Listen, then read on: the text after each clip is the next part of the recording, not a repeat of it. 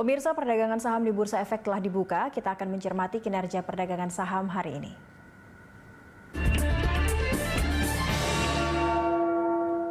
Dan untuk mengetahui pergerakan saham hari ini, kita akan bergabung bersama analis Mirae Aset Sekuritas, Christine Natasha. Selamat pagi, Mbak Christine. Selamat pagi. Mbak Christine, kalau kita lihat kemarin IHSG ditutup terkoreksi cukup dalam hingga 2% begitu meninggalkan level 6.000, dan bagaimana pergerakan untuk hari ini, Mbak? Kalau tadi sempat dibuka di level 6.000 juga tapi tipis saja begitu, nampaknya agak sedikit fluktuatif. Analisis Anda seperti apa, Mbak, untuk pergerakannya hari ini? Kalau untuk hari ini saya memperkirakan bahwa IHSG akan cenderung bergerak mix tapi cenderung bearish ya, karena memang masih banyak uncertainty di pasar market kita. Karena kalau kita lihat, kalau kita tarik ke belakang lagi ya, dari sejak Desember 2020 sampai dengan tertinggi IHSG udah naik 16%, dimana di Januari itu naiknya 6%. Jadi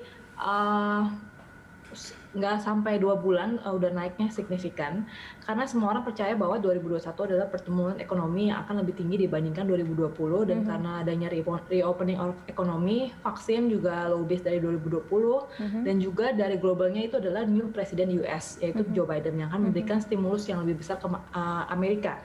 Namun yang mana ini akan men-trigger USD yang melemah dan juga aliran dana yang masuk ke Indonesia. Namun the fact bahwa economic advisor di presiden di Amerika Serikat juga mengatakan sejak statementnya dia itu yang mengatakan bahwa Joe Biden's president stimulus yang sebesar 1,9 US trillion akan menghadapi banyak kritik dari bipartisan group di Amerika, yang dimana ditekan bahwa Joe Biden harus menurunkan price tag atau stimulus yang direncanakan oleh Joe Biden di awal tahun ini, gitu. Yang mana ya, tapi artinya ini kalau kita lihat IHSG sudah meninggalkan level 6.000 dan nampaknya juga ini akan bergerak mix begitu. Anda melihat ini mengkonfirmasi bahwa IHSG akan memasuki masa-masa bearish atau seperti apa kalau kita lihat seminggu ini juga downtrend begitu? Menurut saya memang saat ini masih wait and see, digabung juga karena fundamental sebenarnya kita belum melihat adanya improvement kan. Ini karena ekspektasi bahwa 2021 akan lebih baik, dan sedangkan IHSG juga sudah naik cukup signifikan. Lalu ya dari kekhawatiran dari Amerika Serikat tentang kesinambungan dari fiskal dari Joe Biden, dan juga yang nantinya lambat laun akan meningkatkan pengeluaran yang sensitif terhadap suku bunga, dan juga suku bunga mungkin nantinya di Amerika Serikat akan meningkat, sehingga the Fed di Amerika juga harus membeli hutang federal yang dikeluarkan oleh Departemen Keuangan dan untuk mendanai fiskal terbaru, yang mana ini akan memperluas neraca dari the Fed yang cukup signifikan. Ya, namun sebenarnya hal ini harusnya kita tidak perlu terlalu khawatir, karena sebenarnya saat ini ekonomi US juga masih bertumbuhnya sangat lambat dan juga dia masih recovering, jadi masih ada kemungkinan bahwa paket stimulus baru dari Amerika juga tidak akan memberikan dampak inflasi yang signifikan nantinya. Baik. Ini kalau kita lihat kira-kira kita beranjak ke saham-saham apa saja yang masih sanggup untuk mensupport pergerakan IHSG, dan mungkin ada referensi untuk buy on weakness di kondisi indeks yang melemah saat ini? Ya, kalau saya lihat sih mungkin beli saham-saham defensif dan juga big cap. Saham-saham defensif ya, seperti apa saja tuh, Mbak? Consumer goods, perbankan masih oke untuk kita lirik. Mungkin saham-saham CPO juga masih oke. Karena memang kalau kita lihat semalam itu ada news positif dari Dow Jones, di mana Dow Jones juga memberitakan bahwa US GDP untuk second straight quarter di fourth quarter 2020 naik atau ekspansi, walaupun secara full year masih minus 3,5%, tapi di fourth quarter mereka bertumbuh 4% year on year, which is itu positif. Dan juga kita lihat dari unemployment di Amerika Serikat, di mana unemployment turun sebesar 67.000 dari level tertinggi minggu sebelumnya, yaitu turun di bawah 900.000 untuk pertama kalinya dalam 3 minggu. Jadi masih ada sentimen positif sebenarnya dari Amerika Serikat. Jadi menurut kita bisa lirik saham-saham yang berfundamental baik untuk IHSG. Oke, baik. Tapi kalau kita kembali melihat IHSG yang dengan pelemahannya downtrend seperti sekarang ini, ada optimisme tidak yang bisa dimunculkan untuk melihat IHSG ini bisa menembus level 7.000 begitu, Mbak Christine? Optimisme tetap ada karena vaksinasi di Indonesia juga tetap berjalan. Dan kita harapkan vaksinasi ini juga akan berjalan dengan lancar untuk tahun ini, dan juga kita harapkan GDP Indonesia juga akan bertumbuh lebih baik dibandingkan 2020, yang mana beberapa instansi juga sudah memperkirakan bahwa economic growth di Indonesia akan bertumbuh sekitar 4,5 sampai 5,5% di 2021, dan prediksi dari beberapa instansi yaitu OECD mengatakan bahwa Indonesia akan bertumbuh 4%, Asian Development Bank mengatakan Indonesia akan bertumbuh 5,3%, lalu IMF mengatakan 4,8% pertumbuhan untuk Indonesia gitu. Jadi sebenarnya masih ada optimisme untuk pasar Indonesia. Untuk bisa kembali menembus untuk tembus level 7.000 begitu ya. Baik, terima kasih Mbak Christine Natasha telah bergabung bersama kami di IDX Opening Bell pagi ini. Pemirsa, kami akan kembali dengan perkembangan terkini seputar perdagangan di pasar uang. Informasi selengkapnya akan kami hadirkan langsung dari Dealing Room Bank Mandiri sesaat lagi.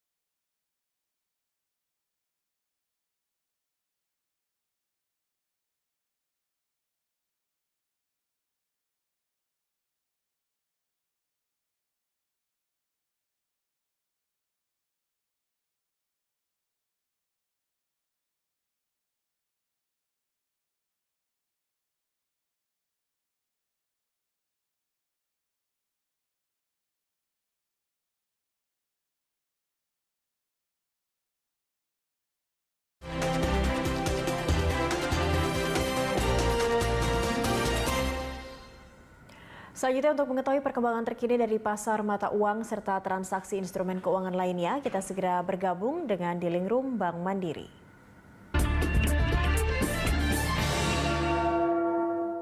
Dan saat ini kita telah terhubung dengan Senior Financial Market Analyst Bank Mandiri, Ruli Arya Wisnu Broto. Selamat pagi, Mas Ruli. Selamat pagi, Mbak Cakri. Iya, Mas Ruli, ini kita sudah ada di pekan terakhir di bulan Januari. Bagaimana pergerakan dari rupiah untuk pekan ini dan prediksinya untuk pekan depan, Mas Ruli, memasuki bulan Februari? Ya, jadi pagi ini memang cenderung sedikit menguat ya dari posisi penutupan kemarin ya. Saat ini tuh di kisaran 14.050 sampai dengan 14.060. Memang kalau kita bandingkan dengan di awal pekan ya, di bulan Januari ini di bawah 14.000 ya, cukup kuat ya. Ini itu kisarannya di 14.000 sampai dengan 14.100. Secara umum kita melihat masih cukup baik ya sepanjang bulan Januari ya, konsisten di bawah antara 14.000 14.100 ya. Apabila dibandingkan dengan pasar saham, memang kalau kita lihat pekan ini tertekan cukup signifikan dengan volatilitas yang lebih tingginya. Jadi kita masih cukup optimis ya dengan pergerakan rupiah di pekan ini dan juga pekan depan. Oke, baik. Intinya optimisme rupiah masih bertahan terhadap penguatannya, begitu kita masih bisa lihat di bulan depan ya. Kalau untuk kira-kira dampak terhadap rupiah antara kompaknya Bank Indonesia dan juga The Fed untuk tetap menahan suku bunga acuan ini seperti apa terhadap pergerakan rupiah kita, Mas Ruli? Memang untuk perkembangan suku bunga kebijakan ya, dan baik dari Amerika Serikat maupun dari dalam negeri sendiri sangat berdampak besar ya kepada terhadap pergerakan rupiah. Tapi kalau kita melihat memang langkah The Fed dan Bank Indonesia yang mempertahankan suku bunga memang sudah diprediksi sebelumnya, dan kemungkinan suku bunga kalau kita perkirakan masih akan tetap dipertahankan pada level saat ini ya. Untuk Bank Indonesia itu 3,75% dan Fed Funds Rate 0,25%, dan mungkin juga akan agak lama ditahan tetap rendah ya untuk menjaga agar pemulihan ekonomi ini akan berjalan lebih cepat, begitu kira-kira. Baik, LPS juga mempertahankan suku bunganya di kisaran 4,5% begitu. Ini juga bisa mempengaruhi nilai tukar rupiah atau seperti apa Anda melihatnya? Kalau untuk suku bunga LPS memang lebih dipengaruhi oleh suku bunga perbankan yang Mbak Cakri ya. Dalam hal ini suku bunga simpanan atau DPK. Sementara kalau suku bunga DPK memang biasanya mengikuti suku bunga kebijakan BI 7 Days Reverse Repo Rate ya. Untuk suku bunga LPS sendiri saya rasa tidak terlalu berdampak kepada perkembangan rupiah ya. Secara umum memang tren suku bunga di tahun 2021 itu memang arahnya masih akan tetap rendah untuk mendukung ekonomi, seperti halnya juga policy rate tadi. Oke, kalau kita lihat dari faktor-faktor eksternal, mungkin kalau kita melihat perkembangan dari kasus pandemi COVID-19 yang terjadi di Indonesia, yang angkanya menembus 1 juta lebih, ini sedikit banyak akan mempengaruhi pergerakan rupiah kita tidak? Yang sedikit sudah mulai penguatannya sudah nampak stabil begitu? Iya. Kalau memang pasar finansial secara keseluruhan ya dampaknya lebih besar sebenarnya terhadap perkembangan virus kondisi pandemi yang tidak hanya terjadi di Indonesia ya, tapi terjadi di hampir seluruh negara di dunia. Memang kita lihat memang perkembangan yang paling diamati pasar saat ini itu adalah perkembangan dari pandemi ini sendiri. Jadi kasus infeksi memang terus tidak terlalu bagus ya perkembangannya di Indonesia juga yang menembus 1 juta, dan penambahan harian saat ini rata-rata itu sudah di kisaran 16.000 per hari. Jadi memang hal ini yang paling penting ya, paling krusial, yang perlu mendapat perhatian khusus ya, di mana perlu dilakukan kebijakan yang lebih ketat lagi ya untuk melakukan apa yang disebut flattening the curve ya, atau memperlandai laju penyebaran COVID ya. Jadi kalau memang Indonesia ini terus-menerus angkanya itu memburuk ya, saya takutnya ini bisa mengganggu ya tidak hanya pemulihan ekonomi ya, tapi juga bisa berdampak ya dalam jangka panjang ke nilai tukar rupiah. Oke, baik. Kalau memang tadi dikatakan nampaknya rupiah ini masih bisa optimis mengalami penguatan, tapi terhadap sejumlah mata uang Asia terlebih dahulu, ini akan seperti apa kondisi rupiah memasuki bulan Februari? Kalau terhadap beberapa mata uang ya, kalau kita lihat terhadap euro itu juga agak sedikit melemah ya hari ini, 17.020 sampai 17.030. Sementara itu terhadap beberapa mata uang di ASEAN, Singapura dolar ya itu sekarang itu di kisaran 10.600. Memang trennya ini agak sedikit depresiasi ya kalau dibandingkan dengan beberapa mata uang lainnya, terutama di Asia. Karena ya itu tadi saya sampaikan kembali ya bahwa kondisi di Indonesia sendiri kalau dari sisi penyebaran infeksinya itu salah satu yang tertinggi ya kalau di Asia. Dan di ASEAN kalau saya rasa memang yang tertinggi. Jadi ada berita yang kurang menggembirakan sebenarnya ya dari publikasi internasional Institut Biologi ya kalau kita baca di surat kabar ya. Jadi salah satu yang Indonesia penanganannya itu dinilai yang paling tidak bagus ya di dunia ya. Jadi di urutan 85 ya, dari 98 negara yang disurvei ya. Oke, baik. Artinya kalau terdepresiasinya rupiah untuk sejumlah mata uang Asia ini salah satunya masih terkait dengan pandemi begitu. Baik. Iya, betul sekali. Baik, terima kasih Mas Ruli Arya Wisnubroto telah bergabung bersama kami, Senior Financial Market Analyst Bank Mandiri. Ya pemirsa, sampai di sini IDX Opening Bell menemani pagi Anda. Anda bisa mengirimkan informasi dan saran kepada